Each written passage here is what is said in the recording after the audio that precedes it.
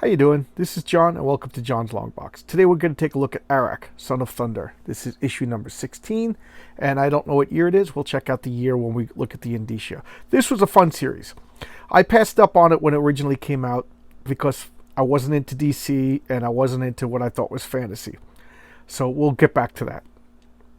I bought all 50 issues on eBay. I won a bid years ago. And I just read them all, and I gotta say, they were fun. These were really good. So I totally was wrong when I was a kid. Just wasn't my type of comic. Now, let's get a little backstory on Arak. Arak is he's an American Indian, a Native American, a first person. I don't know whatever the term is. So he was born somewhere on the East Coast, and his mother was Star of the Dawn. And she caught the eye of the Thunder God. I don't remember his name. And she married the Thunder God. You know, she didn't want to. She didn't love him. But she's a human. He's a god. You got to do what you got to do. And they had a child. His name was Bright Sky After Storm. The name Arak didn't come until later. And he was a kid. So he's a demigod, you know. Basically a superhero. Basically a mutant, I guess. Whatever. Everything all rolled into one.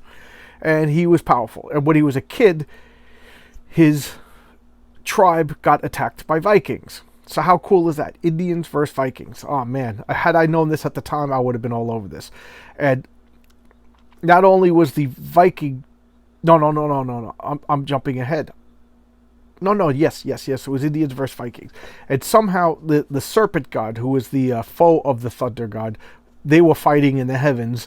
And the Vikings and the Indians were all fighting, and he was losing. He was just a kid. So the Thunder God got distracted and saved him and put him on a canoe and sent out a storm and sent him way out into the ocean so he would live. But because of that, the Serpent God was able to wound the Thunder God, and, you know, that's why his father is like absent for the rest of his life, because he's recuperating from some wound. So now we have kid Bright Sky After Storm is in a canoe out in the deep sea, where he's rescued by another group of Vikings. He's just a kid. He doesn't understand the language. They don't know where he came from. They're kind of curious because of his looks. So they adopt him. And they call him Arak. But he mispronounces it because he's not familiar. And he says Arak. And there you go. That's his name. That's how he gets the name. That's how he gets the name Arak, Son of Thunder. And he's Son of Thunder because they find out that he is the son of the Thunder God. So they're kind of like, is it Thor? You know, there's only one Thunder God. So they're respectful of him. There you go. So now he's going with the Viking. Now he dresses like Conan at the time. So he's not dressed in American Indian clothes.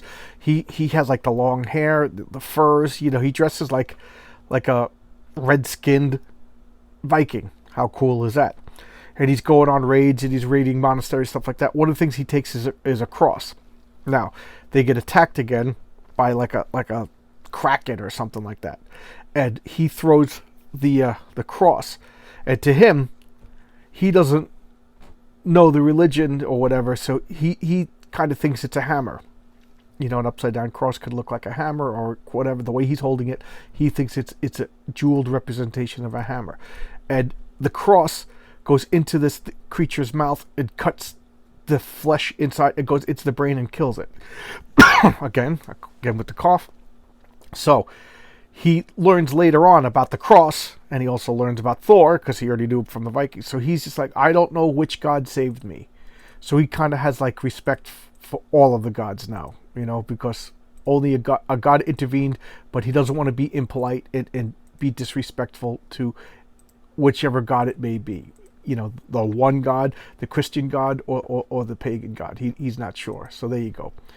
So now there, and then a little later on, he learns of his origins, and he starts dressing like his people. He gets the mohawk and his thing. And Roy Thomas wrote this. And, you know, at the time, he wanted to make it so he wasn't the stilted spoken Indian like Apache chief or Tonto. He was well-spoken. You know, he spoke the Viking language. He learned his language later on.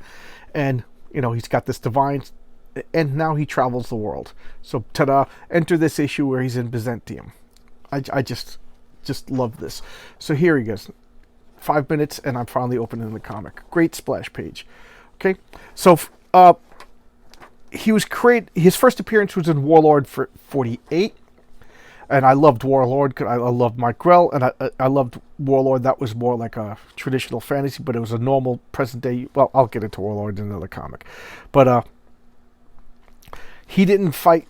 Arak would fight like mythological stuff from like Christian, Judeo, Greek mythology, Norse mythology, Muslim, and Oriental stuff. So he was a world traveler, just fighting all this stuff. It was pretty cool.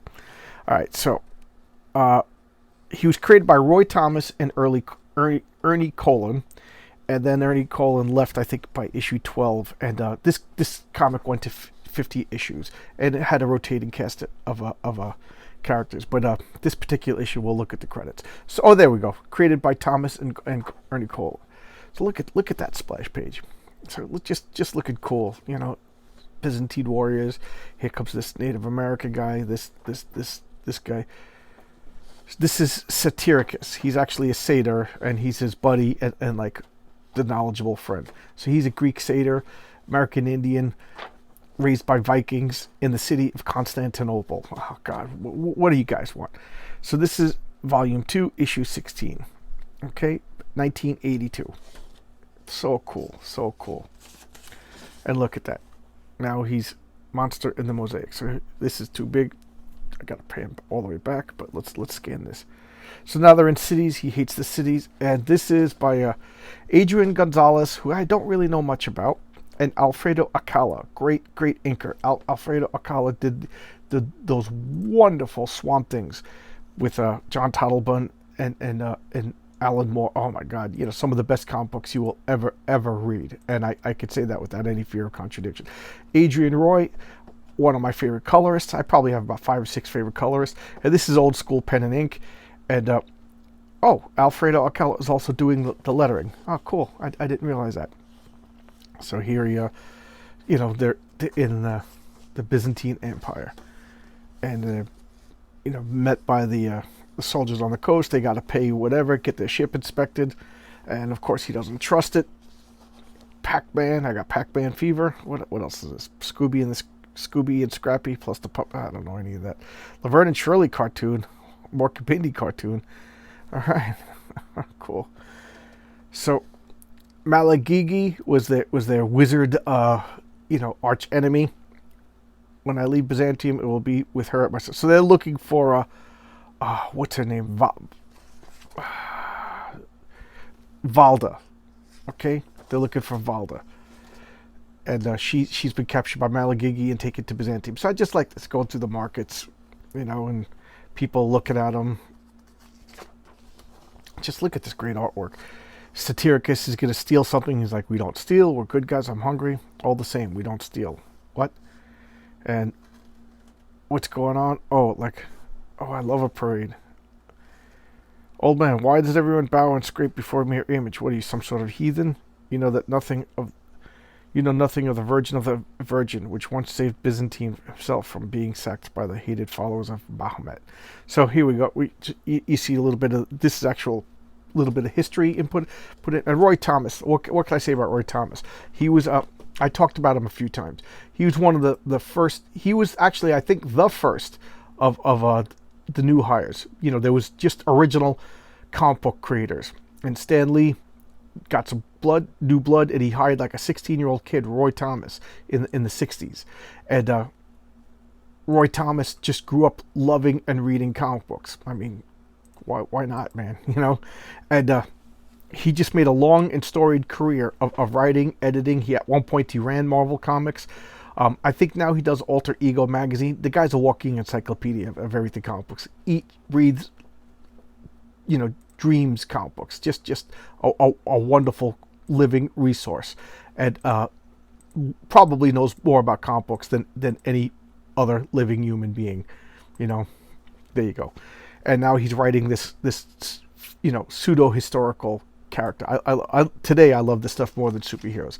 So now, of course, Satyricus steals stuff off. He runs, and look, he knocks over the icon and breaks it. Oh, people are freaking out. You know, this is Byzantine. Look at these old. I guess this would be Eastern Orthodox. Yeah, I guess I don't know. And now he has to throw his tomahawk and separate everybody, and of course the crowd's coming after him. And he's not a bad guy. He doesn't want his friend to his friend cause the problems, but he also doesn't want his friend to get killed by mob. And what happens when they find out that he's not human? You know, it's just gonna get worse. So whatever, bad situation brought on by stupidness. So now he's brought before like the magistrate. Look at all these people. Is Aetius, and I've never taken my eyes off. While he's both a eunuch and a counselor, he is likewise styled a wizard by many. The center is Irene, of course, who long served as regent for her son, and there's who would prefer that she still did. Is she the empress? He's taken before the empress, and her son Constantine the sixth, from whence she usurped. Okay, blah blah blah blah blah. A lot of history. So now the sexy chicks, and he's brought by everybody, and one of them is Valda.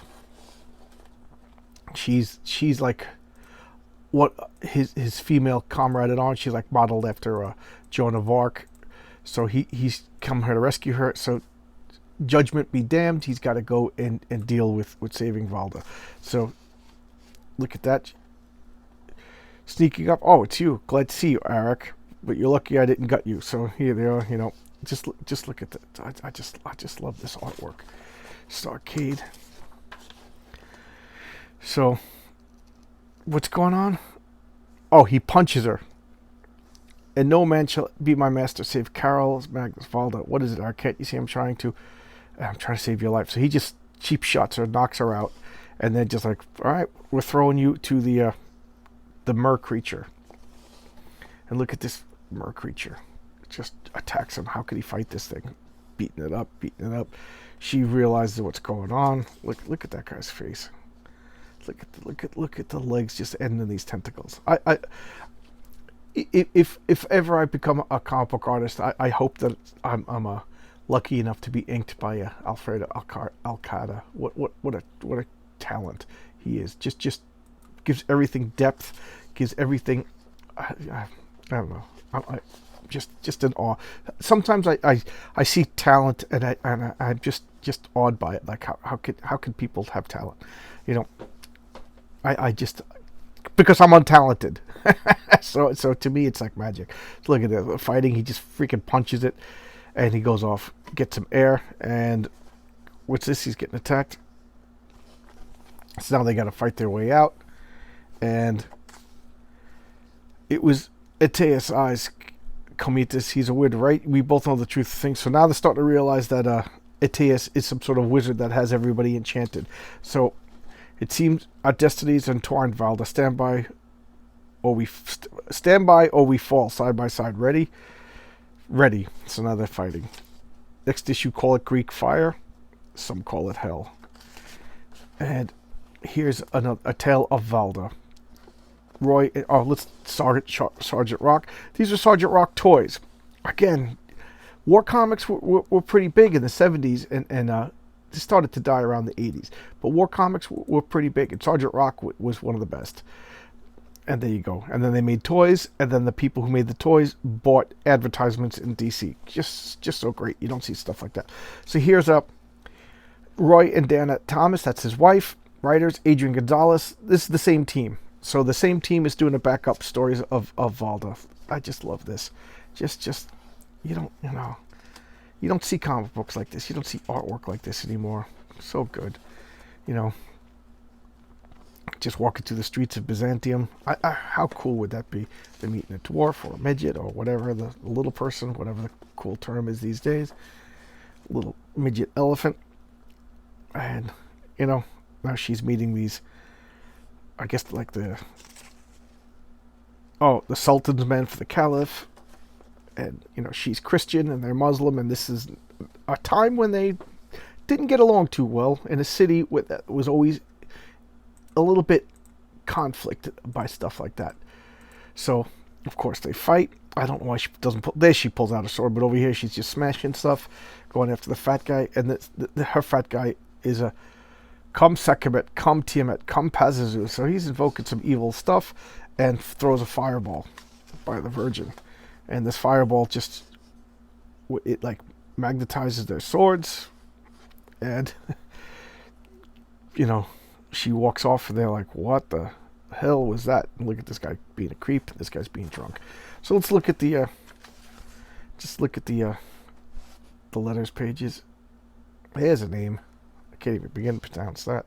Roy Thomas. This. And Clark. And Zagnut Bars. And Superman Watches. Now, I just pulled any old issue of Arak because I just wanted to talk about the series itself. Not this particular comic, but I wanted to showcase a comic to basically to let you know what it was all about. So it's a historical fiction, of course, period piece, and I love that by this demigod who's traveling the earth. He goes from the Americas to Scandinavia, all the way to is this the Middle East? Well, the Near East, I guess. To Constantinople, the gateway between Europe and the East. Just so good. He goes to Africa at one point. Just so good. I think he goes everywhere but Australia. So I just love this. It explores all the local myths, all the local religions, and interacts with everything. And through a good guy. He's a good guy. To me, you got to have a good guy. I'm trying to read Bomb Queen right now, and it's just draining my soul because everybody's a bad guy. I don't know, just like Dexter. I just couldn't take Dexter. Okay, so anyway, back to this. It's fun. It's dirt cheap. I do not know if it's ever been collected, but you could get this dirt cheap. Okay? I think I paid like $1 an issue, not even, probably 50 cents an issue. But it's totally worth it. It's worth more, but you're going to pay less. Great art, great story, a lot of fun. So thanks a lot. Hope you like this. I liked Arak Son of Thunder. We used to make fun of it back when I was, working in the comic book store. I was an arrogant teenager, but there you go. But as an adult, I really do appreciate it. And they don't make comics like this anymore. Just quality, fun. Like I said, he's a demigod American Indian raised by Vikings. Jeez, sign me up. I want to see that movie. All right, thanks a lot. I appreciate you taking time to watch my videos, and see you around. Bye-bye.